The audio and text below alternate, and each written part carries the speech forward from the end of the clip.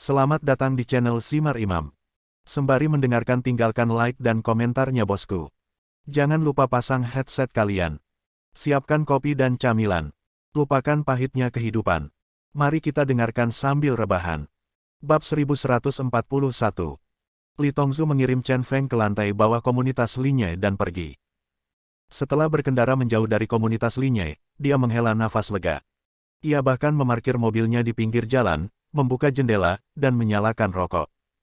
Setelah mengambil 3 isapan dengan tergesa-gesa, dia menutup jendela dan pergi. Di sisi lain, setelah Chen Feng memasuki komunitas Linye, dia mengalihkan pandangannya sedikit dan melihat beberapa paparazi menjaga sudut dengan kamera di tangan. Dia tersenyum pahit dan menggelengkan kepalanya. Hari ini dia menelepon Sister Miar secara khusus dan memintanya untuk membiarkan Wang Xinyao pulang. Nampaknya film gadis cilik ini cukup populer saat ini, bahkan paparazi pun begadang hingga larut malam untuk mengambil foto rahasia. Awalnya, saya ingin mengusir paparazi ini, tetapi setelah memikirkannya, saya memutuskan untuk tidak melakukannya. Lebih banyak eksposur mungkin membantu Wang Xinyao. Dia naik ke atas dan membuka pintu tanpa kunci. Ruangan itu gelap, dan Zhang Xinyan serta Wang Xinyao mungkin sedang tidur. Dia diam-diam menutup pintu dan menemukan jalan ke kamar Zhang Xinyan. Awalnya saya ingin menyalakan lampu dan meneriakkan, kejutan. Tapi saat ini, saya mendengar gumaman Zhang Xinyan dalam mimpinya. Chen Feng, kamu pria yang penuh kebencian, kamu tahu cara menindasku. Aku merindukanmu, kenapa kamu belum kembali? Mendengarkan kata-kata lucu ini dalam tidurnya, Chen Feng berdiri di sana dan tidak bergerak untuk waktu yang lama. Setelah sekian lama, senyuman hangat muncul di sudut mulutnya. Mengapa wanita konyol ini mengatakan hal buruk tentang dia dalam mimpinya? Dia berjalan dengan lembut ke arah Zhang Xinyan, membungkuk, dan mencium kening Zhang Xinyan. Keesokan paginya, Zhang Xinyan berjalan ke kamar mandi dengan kebingungan dengan rambutnya yang halus, bersiap untuk menyikat gigi dan mencuci muka sebelum berangkat bekerja. Namun semburan aroma datang dari dapur, yang membuatnya langsung terbangun. Dia membeku di tempat, seolah memikirkan sesuatu. Detak jantungnya tiba-tiba bertambah cepat dan dia menjadi sangat gugup. Segera, dengan memakai sandal, dia berlari ke dapur dan melihat, dan matanya tiba-tiba berbinar. Saya melihat Chen Feng mengenakan celemek di pinggangnya dan memasak bubur. Berhenti mencari, pergilah gosok gigi dan cuci muka. Aku sudah meminta izin bosmu. Kamu tidak harus pergi kerja di pagi hari. Kata Chen Feng sambil tersenyum, dengan tatapan lembut di wajahnya. Menghadapi Zhang Xinyan sangat gembira hingga air mata mengalir di matanya. Segera, dia terbang ke pelukan Chen Feng. Merasakan hangatnya dada Chen Feng, dia benar-benar merasa seperti sedang bermimpi. Kapan kamu kembali? Zhang Xinyan bertanya sambil menggigit bibirnya. Dia memaksakan kembali air matanya. Saya berjanji kepada Chen Feng bahwa saya tidak akan menangis lagi di masa depan. Aku kembali tadi malam. Melihatmu tidur nyenyak, aku tidak membangunkanmu. Chen Feng memegang pinggang Zhang Xinyan dengan tangan kirinya, dan dengan tangan kanannya dia mengambil sendok dan mengaduknya secara merata di dalam panci, karena takut buburnya gosong. Zhang Xinyan bangkit dari pelukan Chen Feng dan menatap Chen Feng dengan tatapan kesal. Dia mengeluh, lain kali kamu kembali, tidak peduli seberapa larutnya, ingatlah untuk membangunkanku. Untuk apa kamu? Apakah kamu ingin berolahraga? Chen Feng tertawa. Kamu tidak bisa mengeluarkan gading dari mulut anjingmu. Zhang Xinyan mengeluh dan berjalan keluar ruangan dengan marah. Begitu dia berjalan ke ruang tamu, dia berteriak keras ke arah kamar Wang Xinyao, "Xinyao, pamanmu sudah kembali." Faktanya, wajahnya sudah memerah. Saat berolahraga dengan Chen Feng, saya benar-benar memikirkannya. Paman. Wang Xinyao yang kesulitan bangun, segera membuka matanya dan melompat setelah mendengar kata paman. Dia bahkan tidak memakai sepatu apapun dan langsung berlari ke dapur. Paman. Teriaknya lagi, dan dia langsung melompat ke pelukan Chen Feng dan melingkarkan tangannya di leher Chen Feng. Oke, bintang besarku, cepat mandi dan kembali lagi untuk sarapan nanti. Meskipun Wang Xinyao tidak mencuci wajahnya, Chen Feng memiliki ilusi. Saya selalu merasa Wang Xinyao menjadi lebih cantik dan dewasa setelah tidak melihatnya selama beberapa hari. Bibi, biarkan aku ke toilet dulu. Wang Xinyao melompat dari Chen Feng dan berlari ke toilet lagi. Aku sedang menggosok gigi, tunggu sampai aku selesai. Tidak, aku tidak bisa menahannya lagi. Keluar. Suara di toilet membuat Chen Feng tersenyum pahit dan menggelengkan kepalanya. Tapi kebisingan seperti ini membuat rumah berbau seperti kembang api. Setelah beberapa saat, makanan disajikan, dan Zhang Xinyan serta Wang Xinyao juga selesai mencuci. Terutama Zhang Xinyan yang memakai riasan tipis. Feminitas yang panas itu membuat Chen Feng sangat menyesal. Mengapa Zhang Xinyan tidak bangun tadi malam? Saat Wang Xinyao sedang minum bubur, dia berkata dengan kagum, "Paman, keahlianmu benar-benar bagus." Bubur sederhananya sangat lezat, sungguh luar biasa. Chen Feng melihat sekeliling Wang Xinyao dengan hati-hati dan menyipitkan mata. Mata berkata, "Xinyao, bagaimana apakah kamu tinggal bersama Sister Mir akhir-akhir ini?" Wang Xinyao berkata sambil menghela nafas, "Setiap hari dari pagi hingga malam, saya hampir sibuk, baik syuting film atau variety show, atau berlatih menari. Kalau soal menyanyi, rata-rata, saya hanya bisa tidur 5 atau 6 jam sehari, dan saya benar-benar tidak tahan lagi. Menjadi seorang bintang sangatlah glamor, tetapi sangat sulit. Bisa dikatakan menyedihkan. Sudah terlambat untuk menyesal sekarang. Saya dapat meminta Sister Mir untuk menghentikan semua sumber daya Anda kapan saja dan mengubah Anda kembali menjadi gadis kecil biasa," kata Chen Feng sambil mengeluarkan sebungkus rokok Monkey King dari sakunya.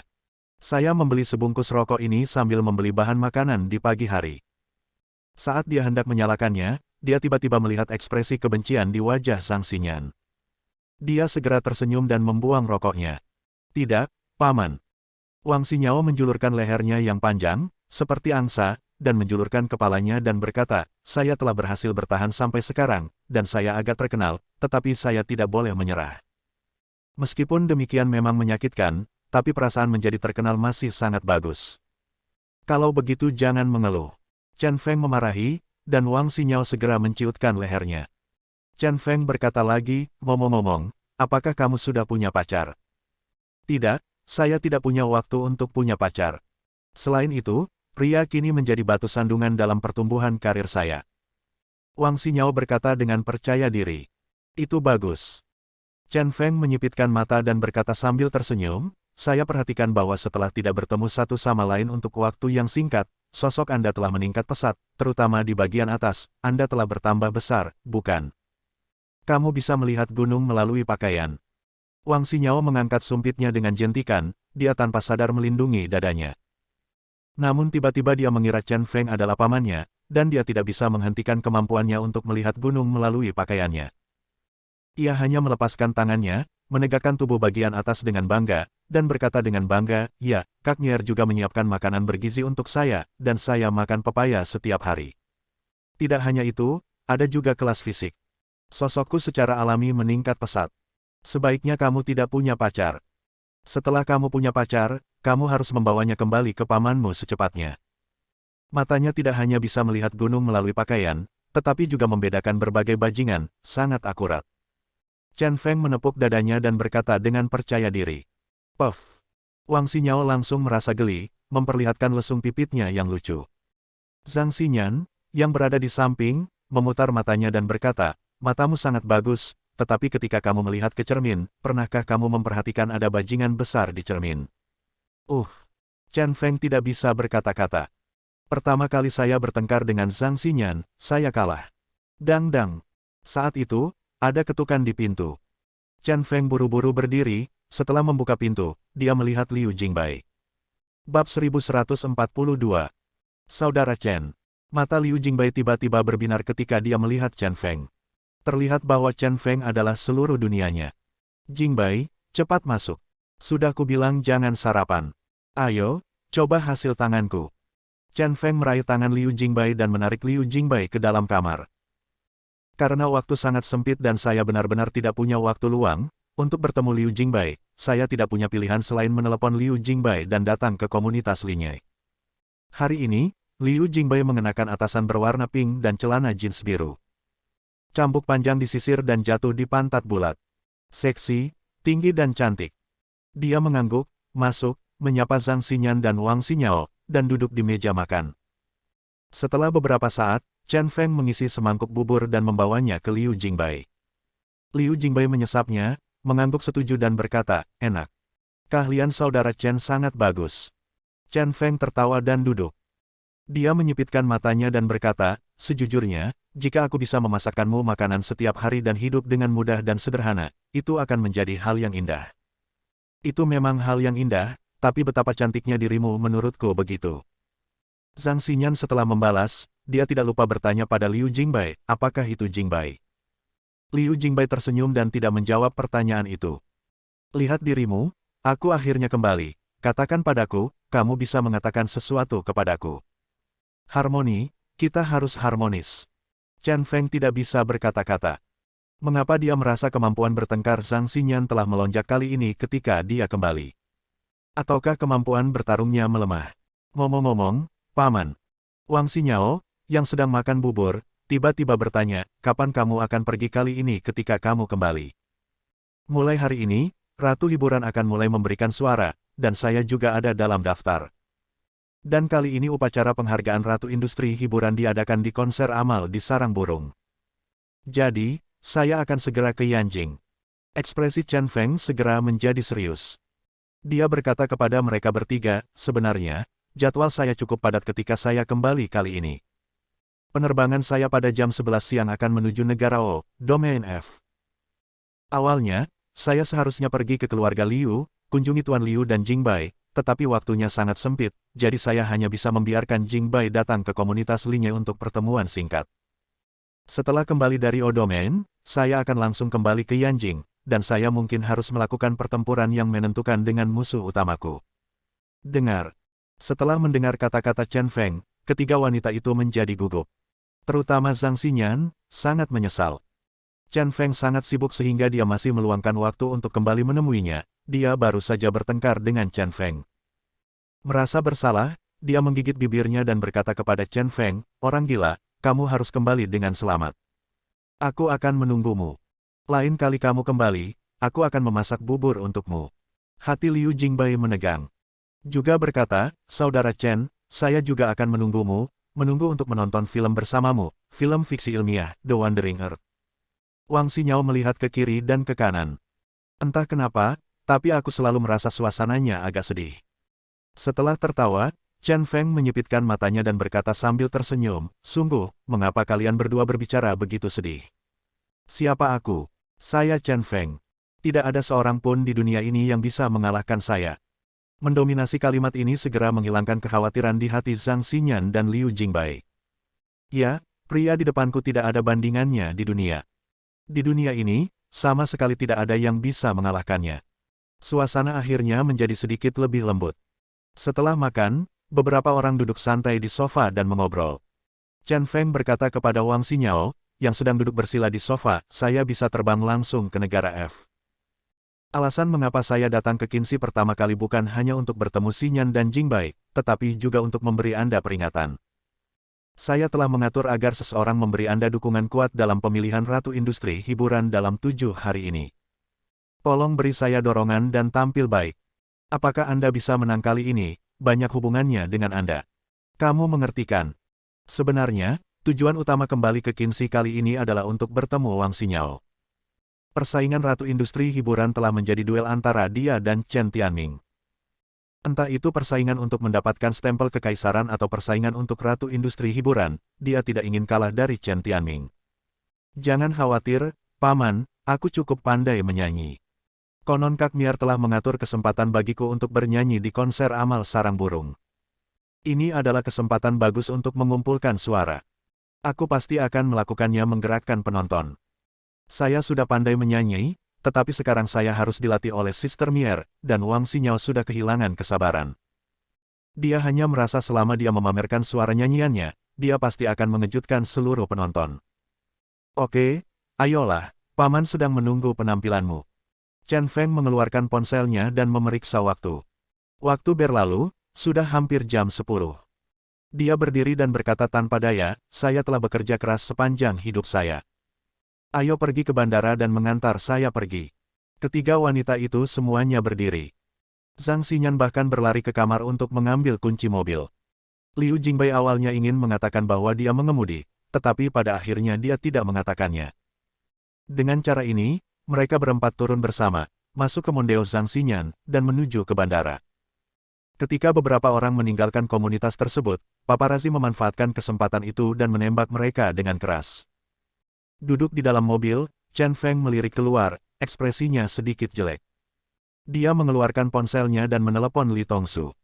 Setelah panggilan tersambung, dia hanya berkata, ada beberapa paparazi di bawah komunitas Linyai. Jangan biarkan mereka mempublikasikan berita yang tidak menguntungkan Wang Xinyao. Setelah mengatakan ini, dia menutup telepon. Beberapa paparazi saat ini benar-benar tidak berperasaan.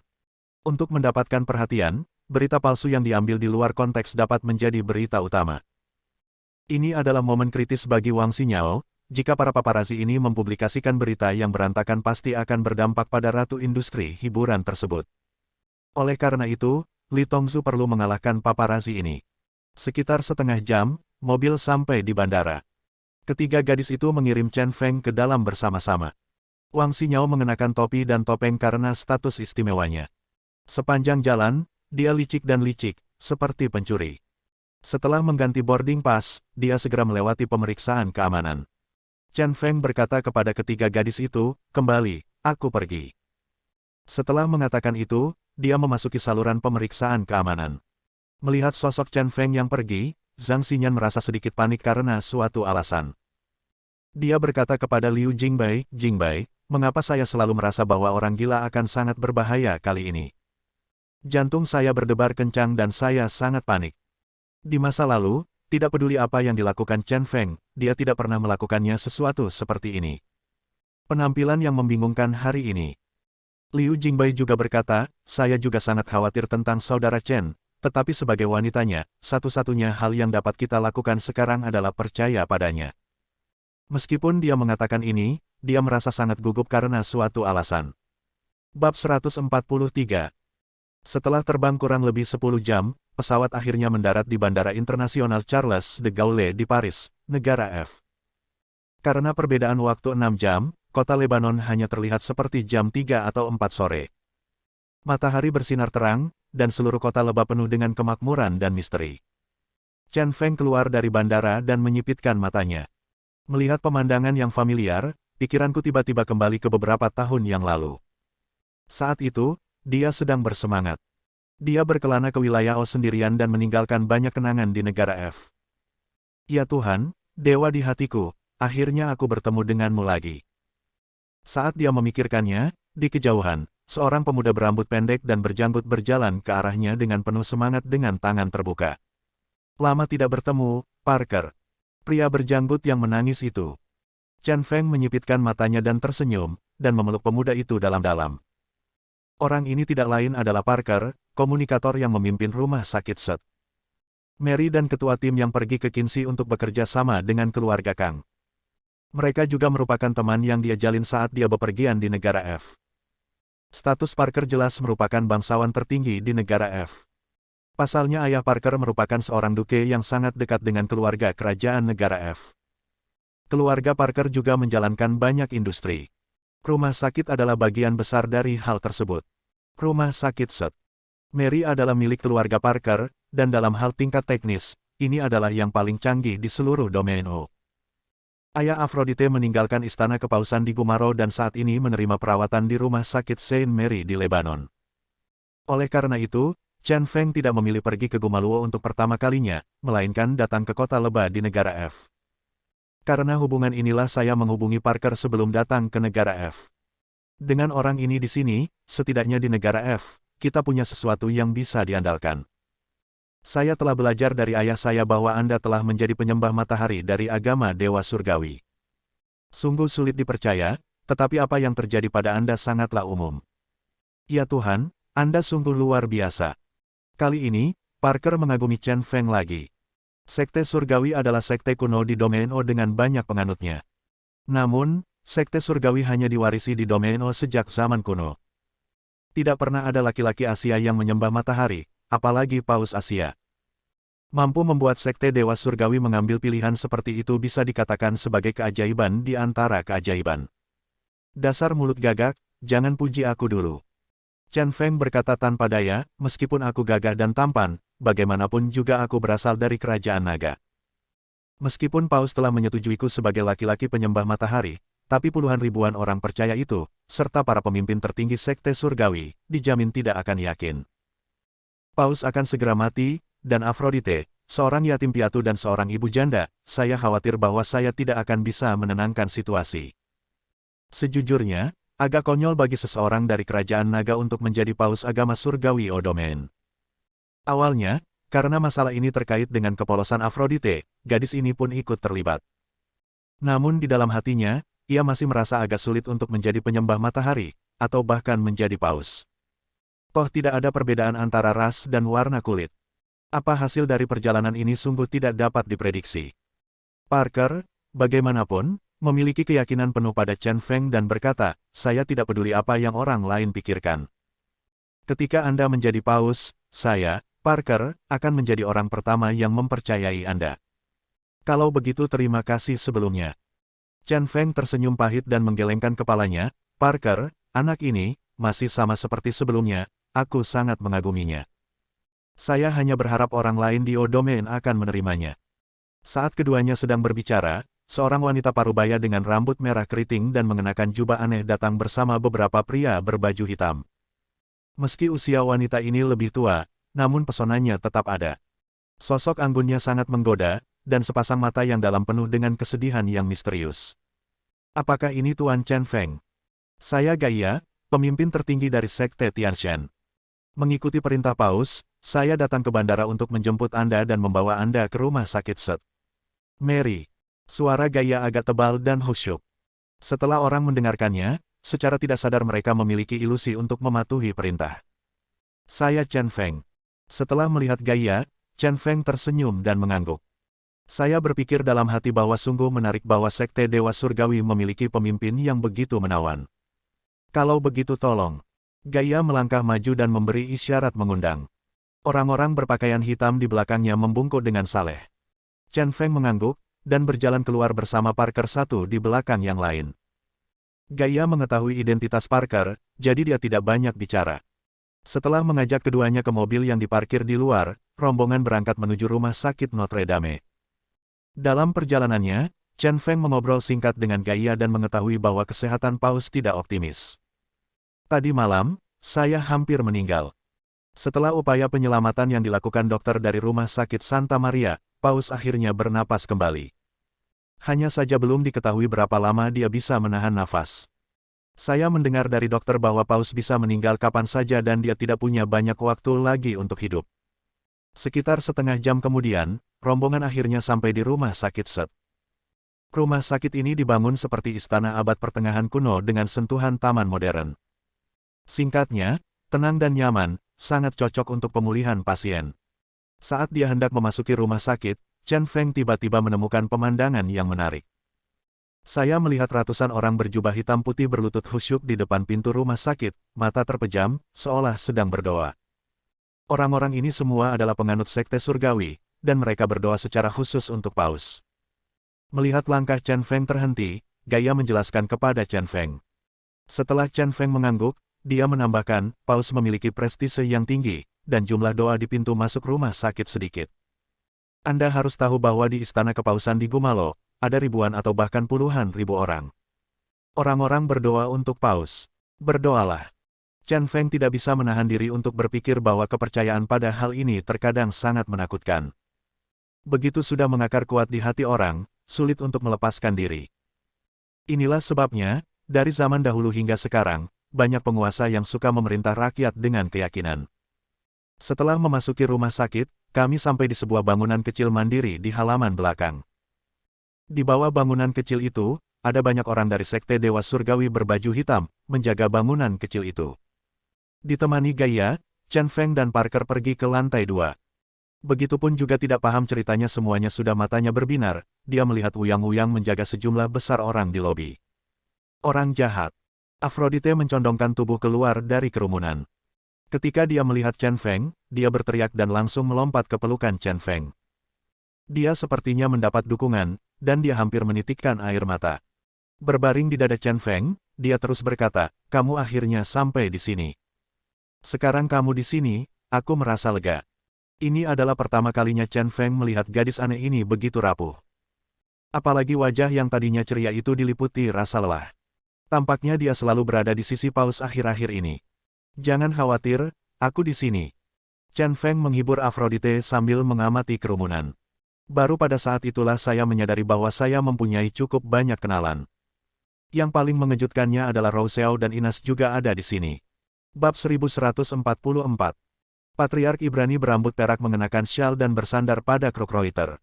Para tetua Abel dan Mirhan, Tuan Gaia dan Arthur. Chen Feng telah melihat orang-orang ini ketika mereka berada di Yanjing belum lama ini. Terutama pemuka agama, Ibrani, seorang lelaki tua penuh aura perdukunan kuno, bercerita tentang urusan klan kekaisaran di setiap wilayah. Yuki berbicara tentang perselisihan antara klan kekaisaran Dewa Tula dan klan kekaisaran Ji 3 tahun lalu, yang mengingatkannya pada insiden darah surgawi. Belakangan dipastikan bahwa memang demikian adanya. Selain itu, yang mengejutkan Chen Feng adalah Rou Xiao dan Inas. Keduanya berdiri di belakang Kaman dan Gobert dengan ekspresi berbeda. Rou Xiao masih mengenakan pakaian emas berkilau, dan tangan kirinya ditutupi permata 5 warna. Kepala botak dan mata kecil itu menatapnya dengan marah. Sebaliknya, Inas memiliki ekspresi lembut di wajahnya. Ketika dia melihat Aphrodite melemparkan dirinya ke pelukan Chen Feng, dia merasa sedikit tidak nyaman karena suatu alasan. Ini Tuan Chen gila.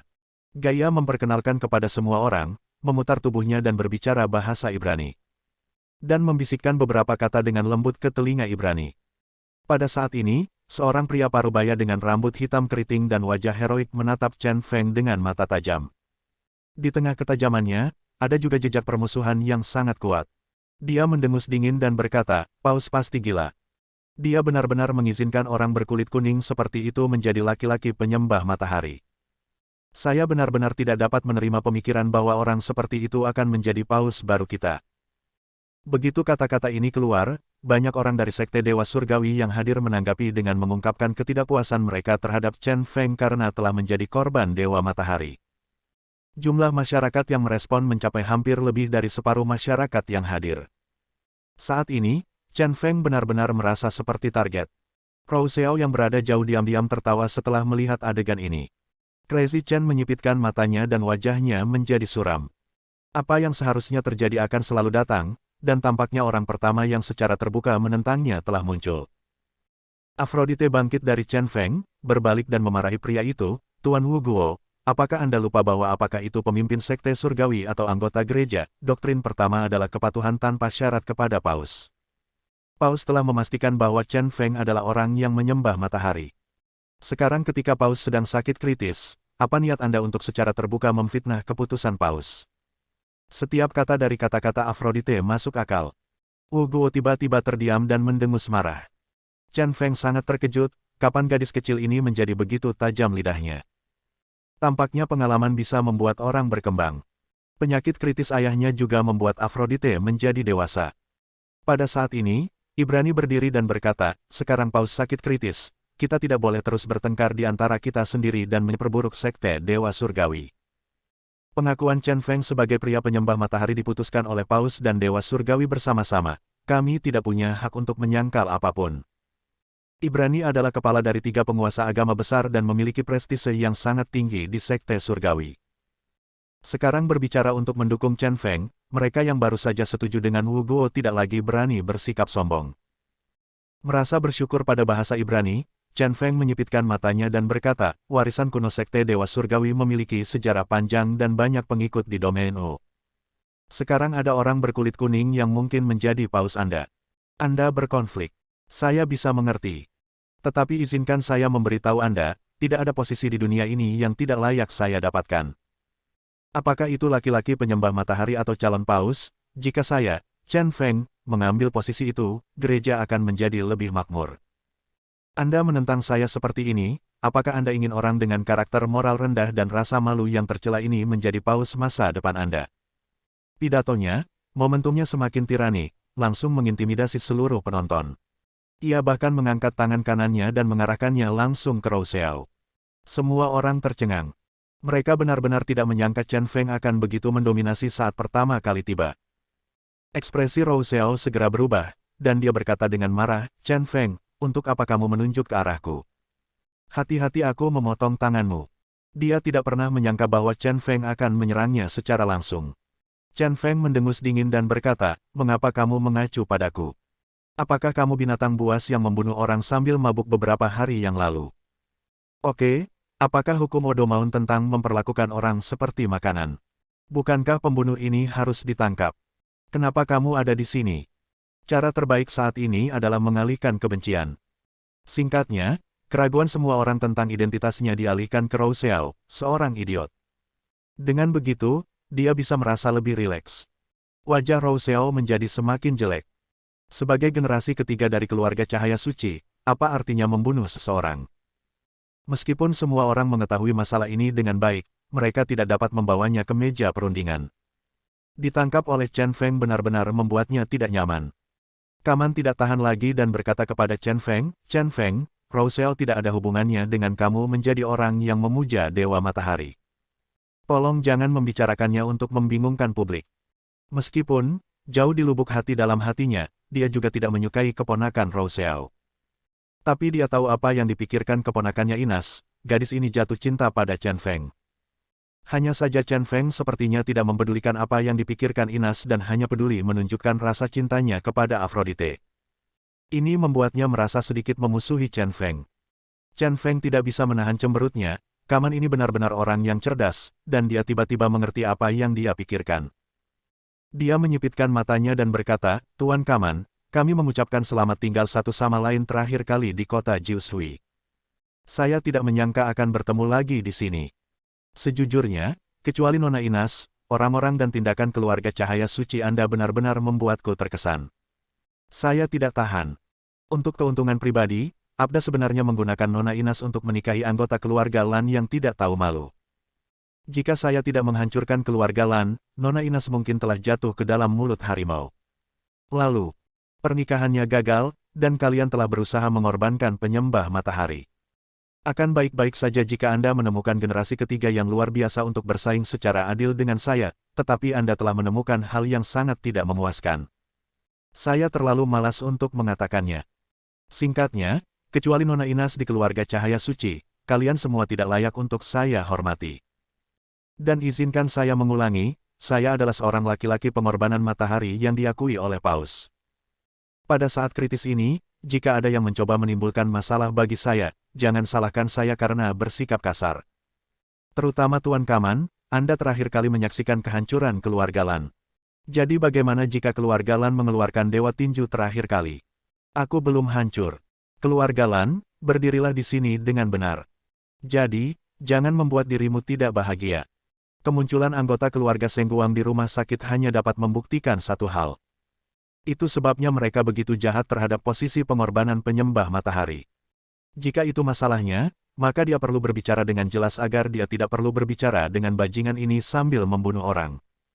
Sikap dominan Chen Feng benar-benar membuat Kaman kehilangan muka. Dia mewakili keluarga cahaya suci dan sebenarnya diancam secara langsung. Oke, Chen Feng, mari kita tunggu dan lihat. Kaman sangat marah dan meninggalkan lobi bersama Rou Xiao dan yang lainnya. Ketika Inas melewati Chen Feng, dia menatap Chen Feng dengan serius. Bab 1145.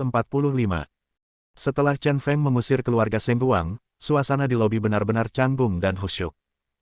Pada saat ini, seorang perawat wanita mendorong pintu bangsal dan berkata kepada semua orang, Paus ingin melihat 3 orang suci dan dewi. Ngomong-ngomong, ada juga seorang pria bernama Chen Feng. Setelah mendengarkan kata-kata perawat, Ibrani, Gaia dan Ugo berjalan menuju bangsal dengan ekspresi serius.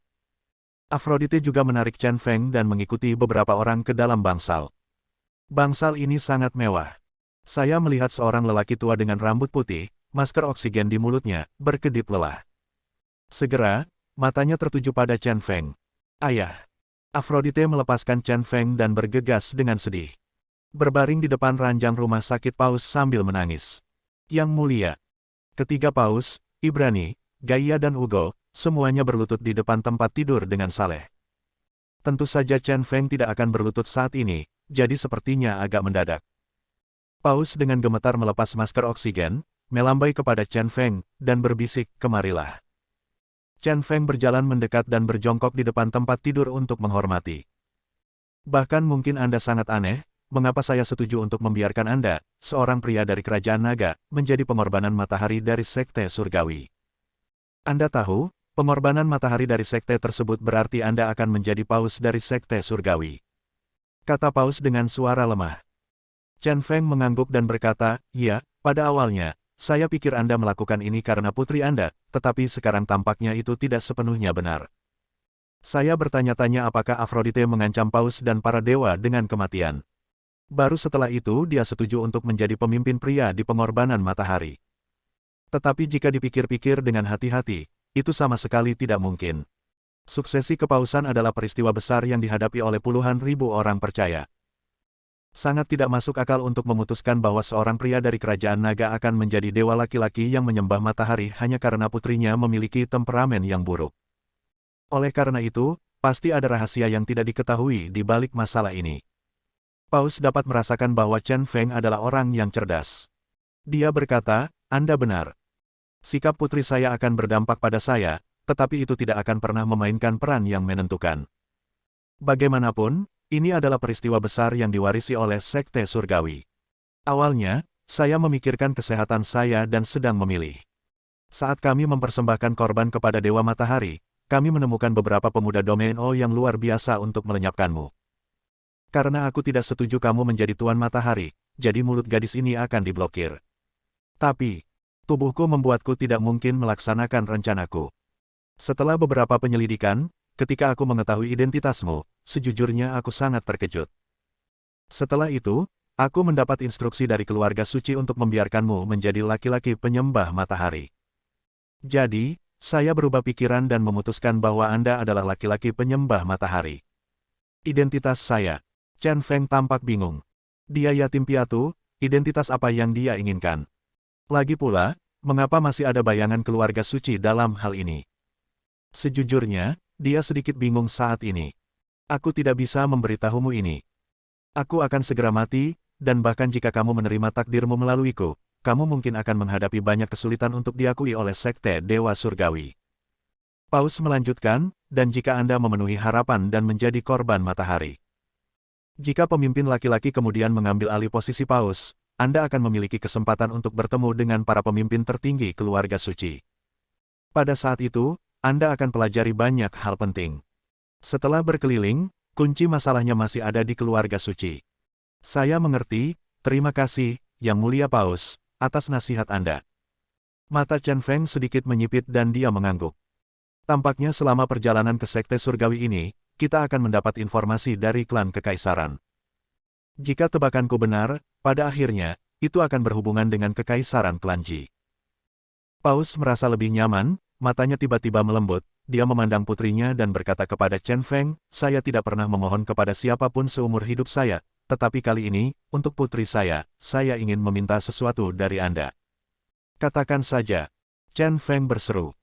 Paus kemudian berkata, "Saya baru memiliki seorang putri ketika saya berusia 40-an, dan rasanya sangat berbeda memiliki seorang putri di usia tua.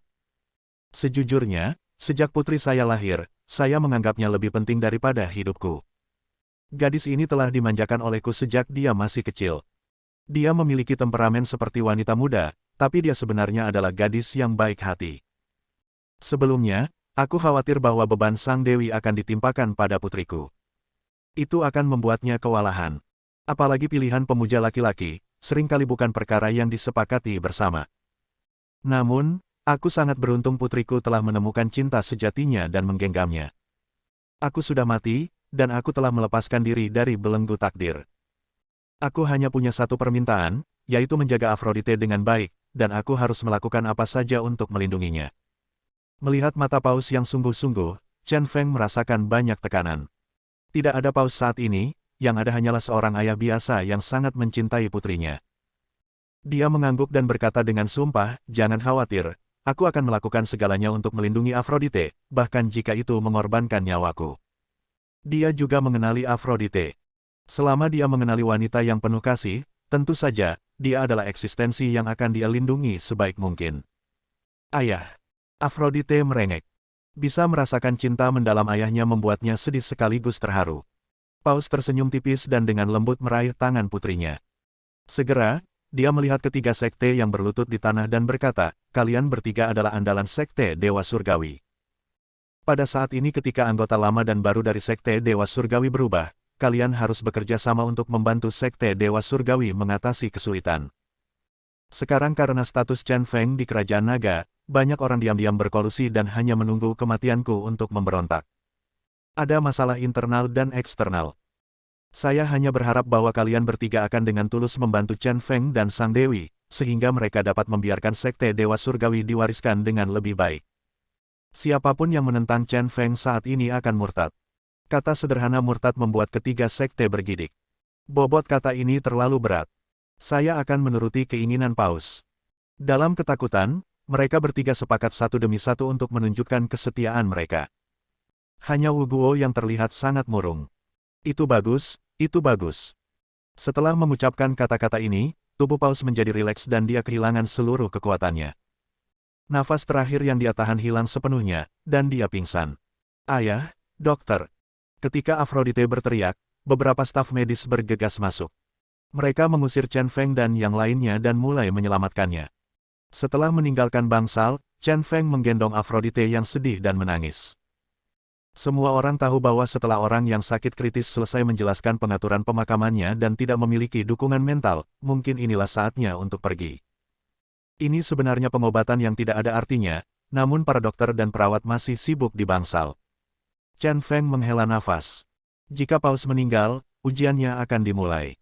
Dan dia sudah mengambil keputusan, betapapun sulitnya, dia pasti akan mengorbankan matahari.